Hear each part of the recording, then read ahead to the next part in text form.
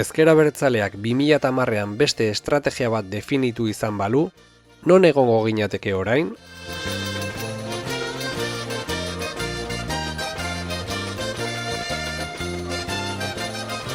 Imaginatu Ezker Abertzaleak ildo maximalista bat bere egin zuela, elaren zuzendaritzak duenaren antzekoa, baina bere izaera propiotik. Ze egoeran egongo ginateke? Eta elak indar independentista eta subiranistekin minimoetako akordioetara iristea lehenetsi izan balu?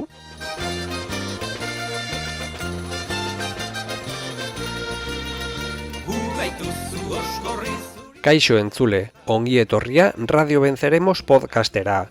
Alberto Matxai naiz eta gaurkoan Ezker Abertzalearen estrategia aldaketa garaira joango gara, eta bi prozesu politiko alternatibo imaginatuko ditugu. Saio hau imaginazio ariketa bat izango da.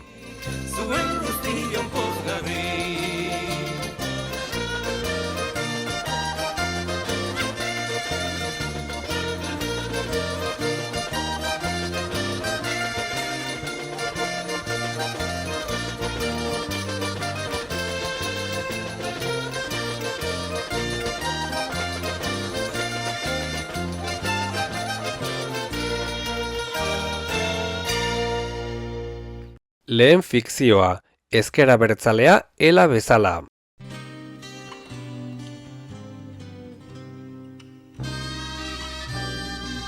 Estrategia politiko-militarra agortuta, 2008-2012ko epealdian, Ezker Abertzaleak estrategia aldaketa prozesu goraberatsua abiatu zuen. 2010etik aurrera, Zutik Euskal Herria prozesuan Ezker Abertzaleak estrategia berriaren oinarriak zehaztu zituen. Baina iragan alternatibo honetan, prozesuaren emaitza oso ezberdina izan zen. Bere helburuak konpartitzen zituzten eragileekin minimoen inguruko adostasunak bilatzea erabaki beharrean, maximalismoan gotortu eta eragile hauek interpelatuz bere ildora erakartzen saiatzea erabaki zuen. Esate baterako, gutxiren asea eta askoren gozea.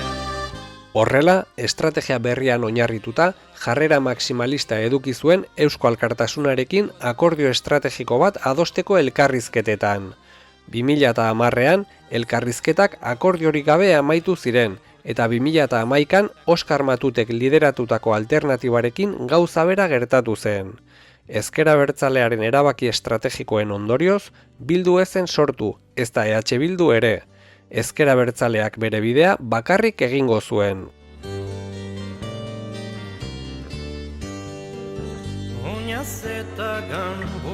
Ilegalak ziren segi eta askatasunak pertsiana itxi zuten eta fase berriari begira ernai eta herrira sortu ziren. 2011ko otsailean Ezker Abertzaleak sortu alderdia aurkeztu zuen.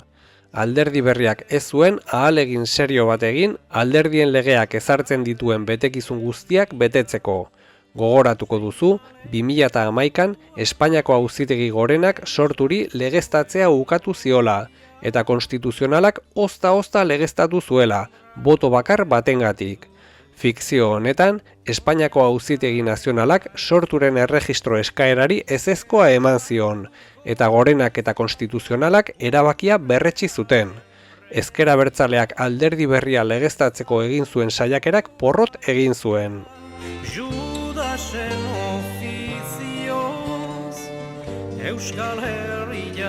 Sortu ezen alderdi ilegala, baina ezin zuen hauteskundeetan parte hartu.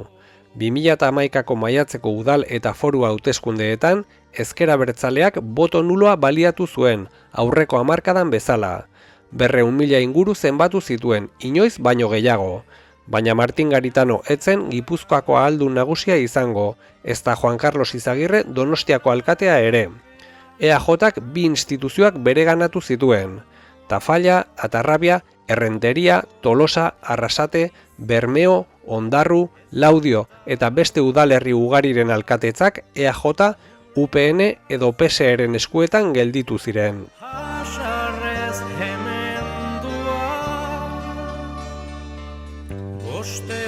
Hauteskunde horiek iruzurrandi bat izan ziren, baina hurrengo 4 urteetarako errealitate instituzionala marraztu zuten. Ezker Abertzalea bere aldetik hauteskundeetan parte hartzeko eskubidea ukatua zuen eta borroka armatuaren fasea egoera horretatik ixten ari zen. Egoera honek barne tensio handiak eragin zituen. Borroka armatua berrartzeko ahotsak ugaritzen hasi ziren. Euskadi eta Askatasunak adierazpen bat argitaratu behar izan zuen borroka armatuaren amaierarekiko konpromisoa berretsiz.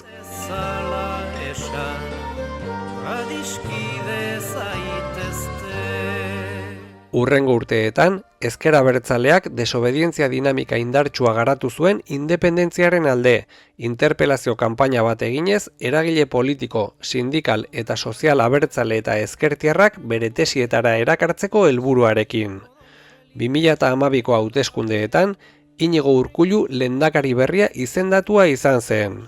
2012ko irailean, Audientzia Nazionaleko epaile batek herrira ilegalizatu eta bere zuzendaritzaren atxiloketa agindu zuen. Urte haietan, herri harresiak antolatu zituzten euren militantziagatik atxiloketa aginduak zituzten militanteak babesteko. Presoen kolektiboa, bere aldetik, kanpoko borrokak barrutik babestu zituen, txapeo eta gose greben bidez. Askapen mugimendua bakarrik zegoen eta ezin zuen hauteskundeetan normaltasunez parte hartu, baina indartsu zegoen.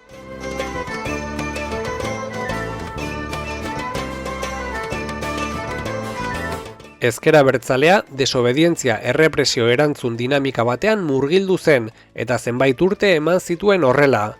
Militante ugari atxilotu zituzten, 10 epaituak izan ziren, hainbat lagun espetxeratu zituzten eta askori isun oso altuak ezarri zizkieten. Dinamika honek Euskal Herriko zenbait sektoreren enpatia eragin zuen, baina ela, Eusko Alkartasuna, Alternatiba eta beste eragile batzuek distantzia mantendu zuten. Herri eta langile sektore gehienek ez zuten bat egin Ezker Abertzalearekin.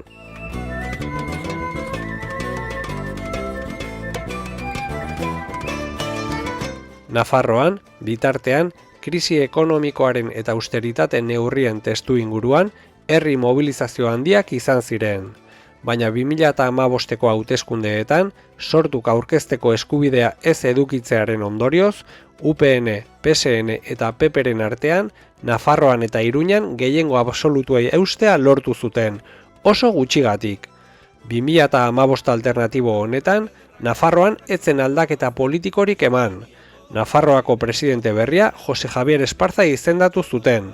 Uxue Barkos oposizioko burua izaten jarraitu zuen, Nafarroa baiko beste 14 parlamentariekin batera. Sortuk boto nulo gutxi eskuratu zituen, 20.000 inguru. Nafar jendartearen sektore ezkertiar eta abertzale zabalek ez zuten sorturen estrategia ulertu. Alderdi independentistari leporatu zioten aldaketarako aukerak zapuztea, eta horrela, Ezker Abertzalearen bakardadea areagotu zen.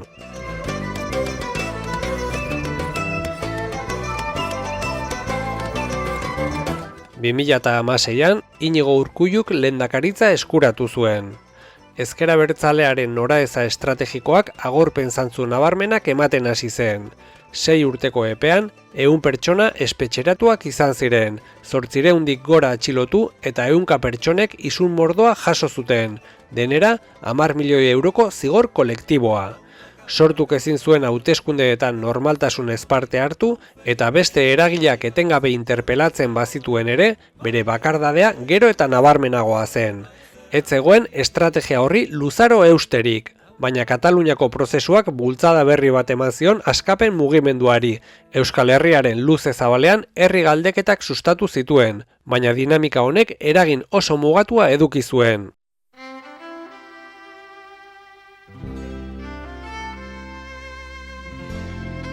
Bi 2017ko urriaren bateko erreferenduma Kataluniar prozesuaren mugarria izan zen. Ezker Abertzaleak Kataluniara joateko deialdia zabaldu zuen Kataluniar independentismoa babesteko helburuarekin.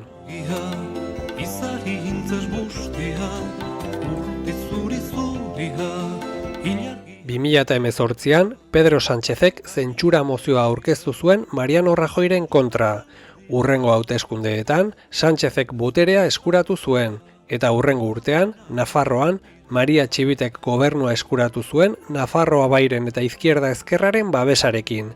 Historikoa izan zen, UPN azkenean oposiziora bidaltzea lortu zuten. Nafarroan piztu zen ilusio garaiura ezker abertzalea guztiz jokoz kanpo harrapatu zuen. 2007an gertatzear egon zena eta agostazoak indargabetu zuena 2019an gertatu zen. Nafarroako sektore aurrerakoi eta abertzale zabalak jada ez zeuden ezker abertzalearen zain. Espero zuten aldaketa bera gabe lortu zuten.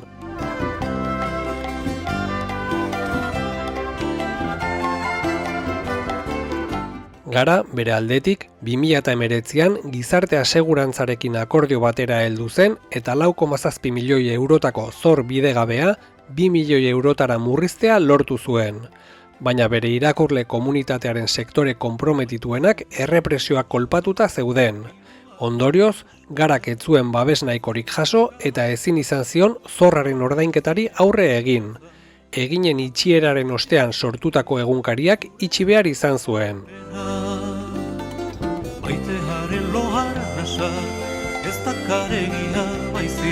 Eta ela,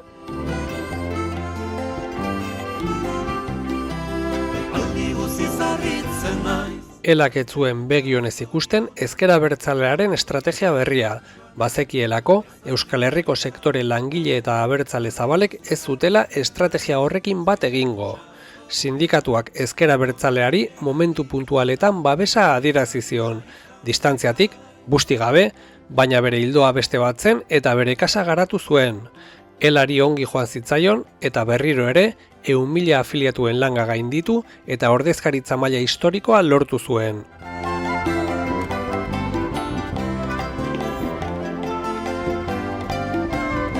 ...2020an pandemia bat mundu osora hedatu zen. Ezker abertzalearentzat katarsi bat izan zen. Oraindik zeuden pulsio desobedienteak isildu eta egoeraren analisi serio bat egiteko aprobetxatu zuen. Autokritika gordina egin, errealitatearen analisia berritu eta estrategia berria definitu zuen. Eta hauteskundeetan parte hartzea helburu, alderdi berri bat sortu zuen. Orain bai, alderdien legearen baldintza guztiak zorrotz beteta.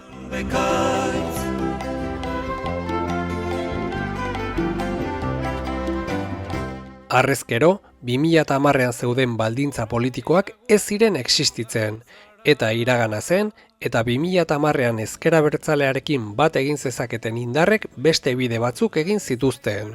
Ezker abertzaleak bazuen komunitate sendo eta fidel bat, baina higatua eta murriztua zegoen, eta zaila izango zuen lehen zuen garrantzi politikoa aurkitzea 20 urtez hauteskundeetan normaltasunez parte hartu ezinda egon eta gero. Nafarroan, Nafarroa bai etzen zatitu eta PSN-erekin batera eta sortu gabe UPN oposiziora bidaltzea lortu zuen. Nafarroako ezkertiaren eta abertzale askorentzat, ezker abertzalea etzen beharrezkoa UPN oposiziora bidaltzeko. Baina haien mintza erazdenak ziren burlatzen, inongo liburuetan eskribitzen ez. Labur bilduz, 2010an ezker abertzaleak ez zuen garaia ulertzen jakin izan. Ez zuen ulertu euskal jendartearen masa herritar, langile eta abertzaleekin konektatzea ezinbesteko zuela, eta ez zuen ulertu elkarlanak ze potentziala zuen, eta garaiak elkarlanerako ze baldintzak eskaintzen zituen. Eta 2025 alternatibo honetan, ezker independentistaren alderdi politiko berria legeztatu berria dago, baina higatuta eta ahulduta dago, eta bakarrik dago. 2010an zeuden elkarlanerako baldintzak galdu ziren. Euskal preso politikoek sakabanatuta jarraitzen dute. Orain hasi dira dispertsio gainditzeko ildoa garatzen. Ezker abertzalea ez dago inondik inora EAJari hegemonia borrokatzeko posizioan, eta Nafarroan irrelevantea da. Horrela amaitzen da lehen fikzioa, pasa gaitezen bigarrenera. Lehen inprimitzailea euskararen hura da, euskaldunak eskarturik aurkitu behar gara. Eta lelori bailelo, leloa zara ereroa. Eta lelori bailelo, leloa zara ereroa. Euskara da kantora eta goazen denotantzara. Bigarren fikzioa, Ela ezker abertzalea bezala.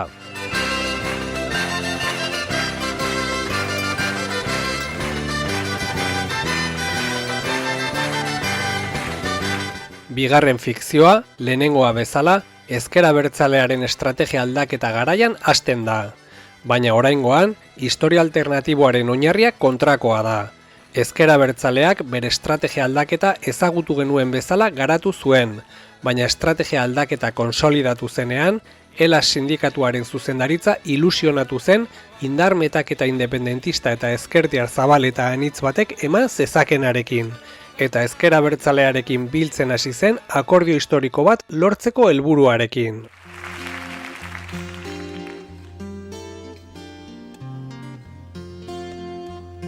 Horrela, hasteko, 2013an zehar, ELA eta Sorturen zuzendaritzak bildu ziren akordio estrategiko baterako aukerak aztertzeko. Kontu garrantzitsu batzuetan ez zeuden ados, eta ELAren zuzendaritzak ulertu zuen, oinarrizkoa konsideratzen zituen gauza batzuetan amoreman beharko zuela, ala ez zela akordiorik egongo. Sindikatuak onartu zuen LAB ezker abertzalearen parte zela eta izaten jarraituko zuela. Bi sindikatuen autonomiaren errespetutik, biek ahalegin bat egin behar izan zuten adostasun batera iristeko. Baina iritsi ziren, eta hori lortuta, lanildo amankomunak adostea errazagoa izan zen. Akordio estrategiko bat sinatu zuten, gehiengo sindikala artikulatu, eta krisi ekonomikoaren eta austeritate neurrien ondorio larriei elkarrekin aurre egiteko. Izateko da horren garbila. 2014an, gehiengo sindikalak EH Bildurekin akordio historiko bat aztertzeko aukera planteatu zuen. Urte amaieran, EH Bilduk, gehiengo sindikalak eta eragile sozial ugarik akordioa sinatu zuten eduki oso simplea jasotzen zuena. Estrategia amankomuna garatuko zuten ezkerretik eraikitako Euskal Errepublika baten alde eta gatazkaren ondorioen konponbide integralaren alde. Dinamika amankomunak martxan jarriko zituzten eta bakoitzak bere eragin eremuan ere estrategia garatuko zuen. Krisi ekonomikoari ezkerreko soluzioak planteatu eta austeritate neurriei aurre egitea adostu zuten. ELAren zuzendaritza eskuzabala izan zen eta bere autonomiari uko egin gabe akordioarekin konprometitu zen.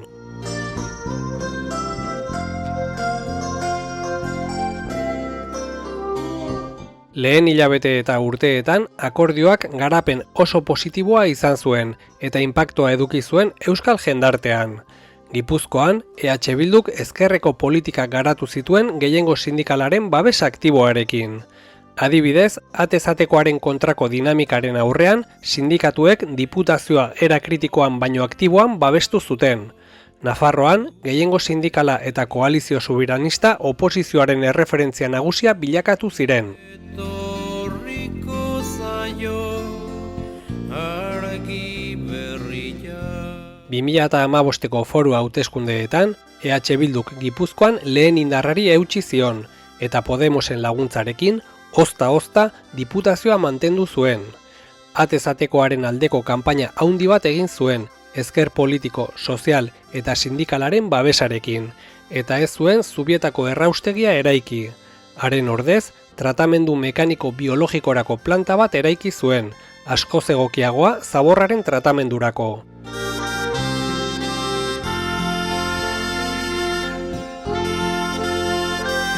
Bi 2015ko foru hauteskunde horietan, EH Bilduk Nafarroan Geroa bai aurreratzea lortu zuen. Uda hartan, Joseba Siron Iruñeko alkate izendatu zuten bezala, Adolfo Araiz Nafarroako lehendakari izendatu zuten. Gogoratu, errealitatean, 2015ean Geroa baiko Uxue Barkos izendatu zutela lehendakari. Emaitzak estuak izan ziren, eta aurreko fikzioan, UPNeko Jose Javier Esparza presidente bilakatu dut. Bigarren fikzio honetan, akordio estrategikoak EH Bilduren aldeko giroa sortzen du eta errealitatean Uxue Barkosi botoa eman zioten zenbait langile sektorek fikzio honetan ezkerreko koalizioari eman zioten.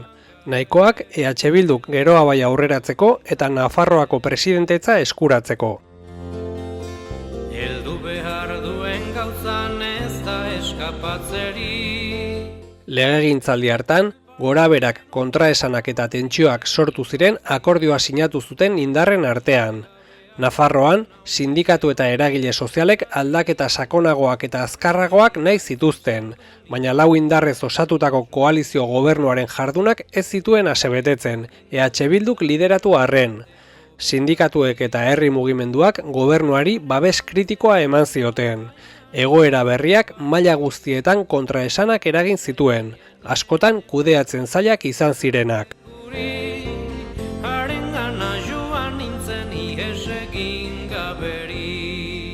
Kataluniar prozesak eta 2017ko urriko erreferendumak begiradak Nafar gobernurantz zuzendu zituen.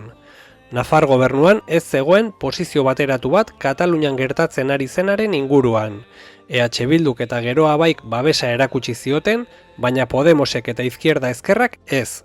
Eta jakina, Nafar gobernuak ez zuen antzekorik martxan jarri. Hego Euskal Herrian eta Nafarroan ez zegoelako nahikoa adostasun, ez da nahikoa masa kritiko ere horrelako prozesu bat martxan jartzeko. Podemosek eta Izquierda Ezkerrak sindikatu abertzaleen eta herritar sektore ugariren kritikak jaso zituzten.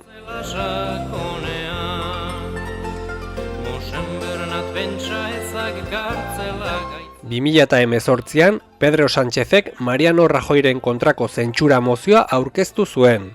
Hurrengo urtean, Nafarroan, Maria Txibitek gobernua eskuratu zuen, Geroa Bai eta Izquierda Ezkerraren babesarekin, eta EH Bilduren abstentzioari esker. 2019 hartan, Adolfo Araizen gobernu esperientzia amaitu zen, eta EH Bilduk Txibite pasatzen utzi ala ez erabaki behar izan zuen. Gogoz kontra, eragile gehienek, baita EH Bilduk ere, onartu zuten zegoen aukeren artean onena Txibite pasatzen uztea zela.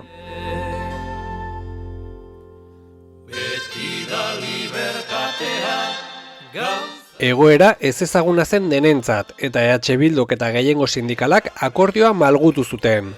Oinarrizko adostasunak mantendu eta zenbait desadostasun zehaztu zituzten, tentsio sortzaile bat lortu eta elkarlana beste termino batzuetan garatzen saiatzeko helburuarekin.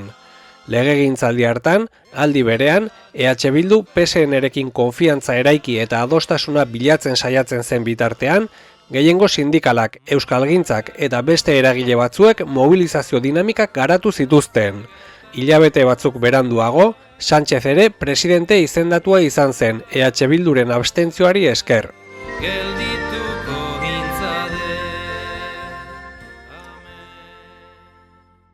Euskal Autonomia Erkidegoko 2020ko hauteskundeetan, pandemia betean, EH Bilduk gora egin zuen.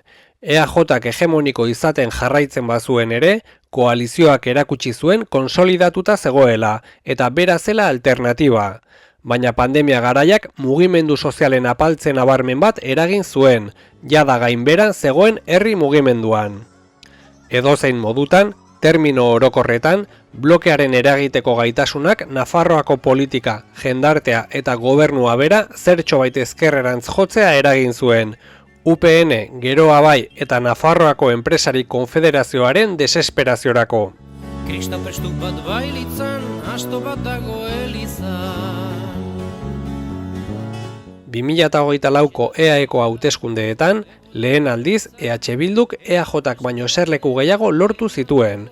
Bototan alderdi jeltzalea oso gutxigatik irabazi bazuen ere. PSeren babesarekin, Imanol Pradales da lehendakaria, baina EH Bilduk akordio historikoaren bultzadari esker EAJaren hegemonia elektorala kinkalarrian jartzea lortu du. 2025 alternatibo honetan, Nafarroan, EH Bilduk 11 parlamentari ditu, PSNek bezain beste, eta oso gutxigatik herrialdeko hirugarren indarra da. PSNerekin gobernatzen du, eta Nafarroako lehen lehendakari ordea Laura Aznal da. Gobernuaren politikek ez dituzte sindikatuak asetzen, baina EH Bildu ere ez, baina hori da indar harremanak eman dezakeena. EAen EH Bildu lehen indarra da, 28 eserlekurekin, baina Sánchezek EAJaren botoen beharra duenez, Imanol Pradales da lehendakaria. Hainbeste garraixia hasna zaitua, gure astoarekin sartu. Sindikatuei dagokienean, batasunaren eta batera jotzearen indarrak denak zertxobait indartu ditu, UGT eta komisionesen kaltetan. Batez ere, afiliatzen diren gazteek eta migrante gehientsuek gehiengo sindikaleko sindikatuetara jotzen dutelako. Nafarroan, ELA bigarren indarra da, eta labekin batera, ordezkaritza sindikalaren 50%aren langa gainditu dute. Elizandu sufritu, mementu larriri, arrantzarik gabeko lastima. ELAk fase historiko berriak eskaintzen zituen aukeren ulermenetik, ambizioz eta eskuzabaltasunez jokatu eta akordio historiko bat sinatzeko hautua egin zuen. 2025 alternatibo honetan, akordio horri esker, ezker independentista instituzioetan, maila sindikalean eta sozialean pixka bat indartsuagoa da 2025 errealean baino. Eragiteko gaitasuna handiagoa dauka, instituzio gehiago gobernatzen ditu eta ondorioz ezkerreko politikak garatzen ari da.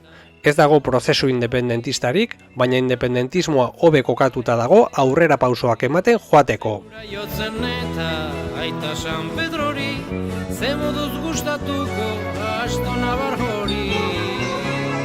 Krista prestu bat bailitzan, asto bat dago eliza.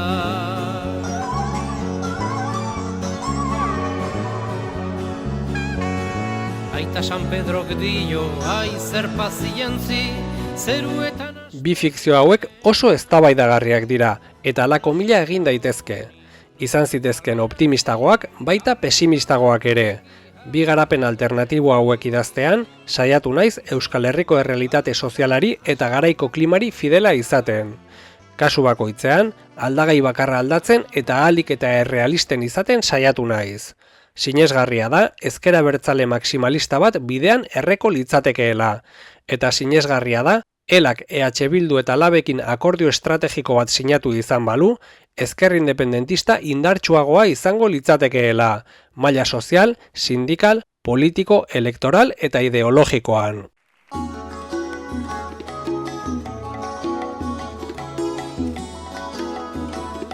Baina batez ere, bi fikzio hauekin zera erakutsi nahi izan dut.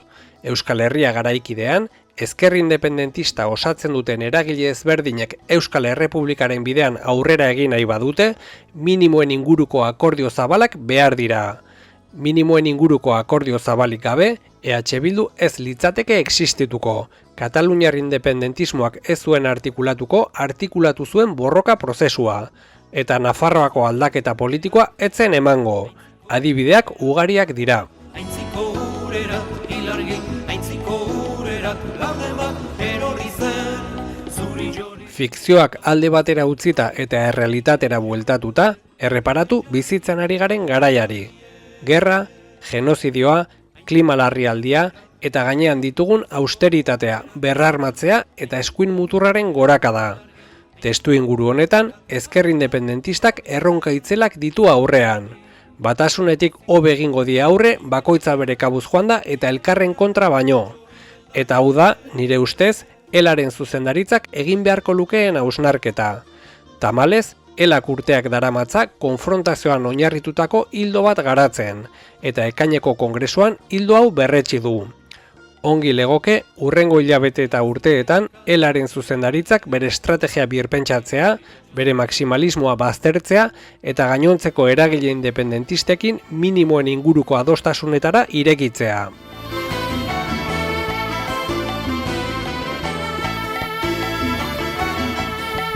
Bestalde, ELAri buruzko aurreko podcast saioak erantzun bat jaso zuen. Sindikatuko zuzendaritzako kidea den Unai Oñe Ederrak bere blogean argitaratu zuen. Postaren amaieran bere erantzuna laburbiltzen zuen, hitz hauekin. Kontua ez da, ELA bere buruan pentsatzen ari dela eta ez duela EH Bildu eta labekin gutxieneko akordiorik egin nahi. Kontua da, EH Bilduk eta ELAk estrategia desberdinak dituztela. Eta hala da, garbi dago estrategia desberdinak dituztela. Oñederraren posta irakurri nahi baduzu, deskribapenean lotura aurkituko duzu.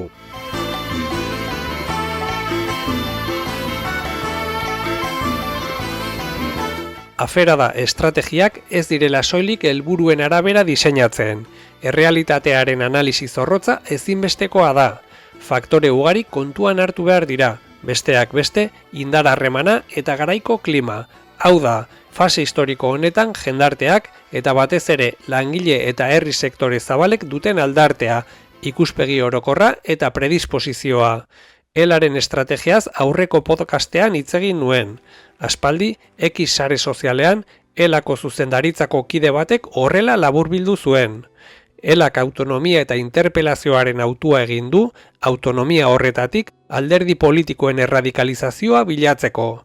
Nire ustez, hegemonia sindikalari eta eragiteko gaitasunari eusteko helburuekin.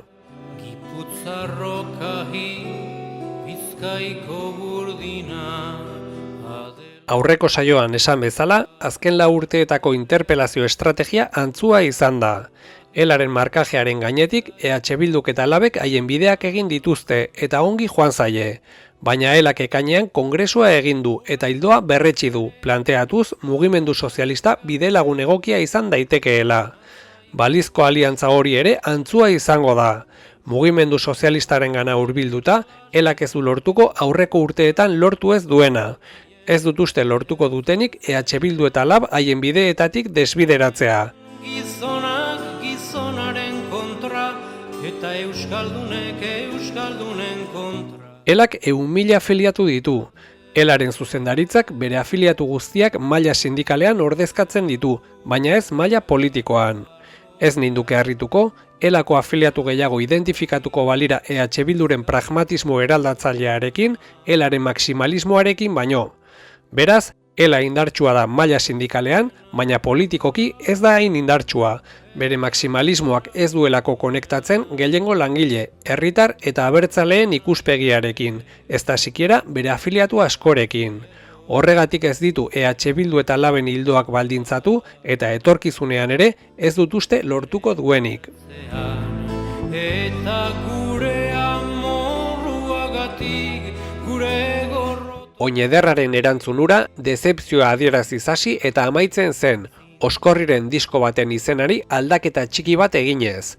50 urte eta gero hau, adieraziz mende erdiko borroka gogorraren ostean ezker abertzalearen estrategia berriak dezepzionatu zuela.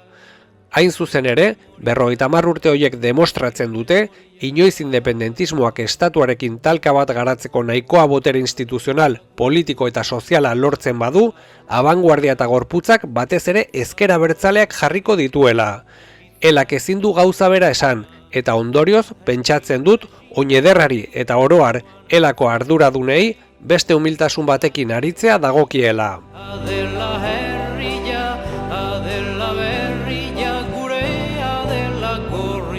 Eta hemen amaitzen da gaurko saioa, eta ezkerkeriari buruzko serie bat denez, edo hasieran behintzat horixe zen, ezkerkeriazko jarrerak dituzten hoiei begira ez dute zer esateko, arrazoi batengatik. Ez dut uste ezertarako balioko duenik. Egin dezatela bidea haien estrategia agortu arte. Orduan agian, ohartuko dira, oinarrizko akats bat egin zutela, ametsak eta errealitatea nahastu zituztela, eta orduan agian bidean aurkituko gara. Nik hala espero dut.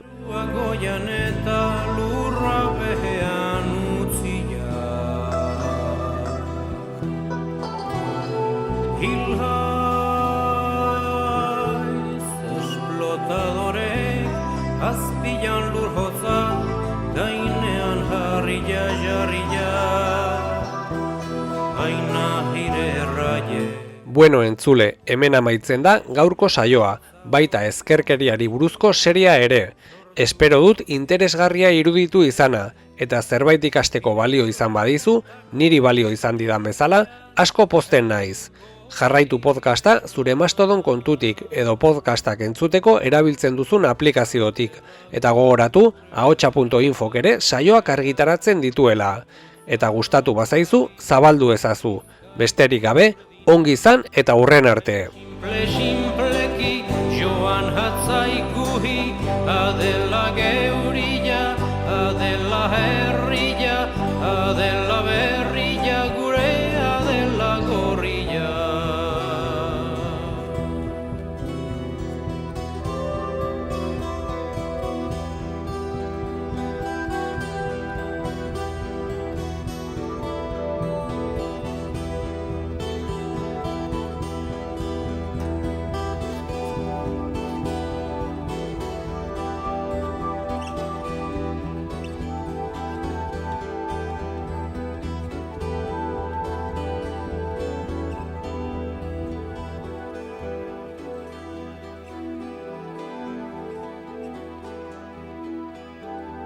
Radio Venceremos rompiendo cercos.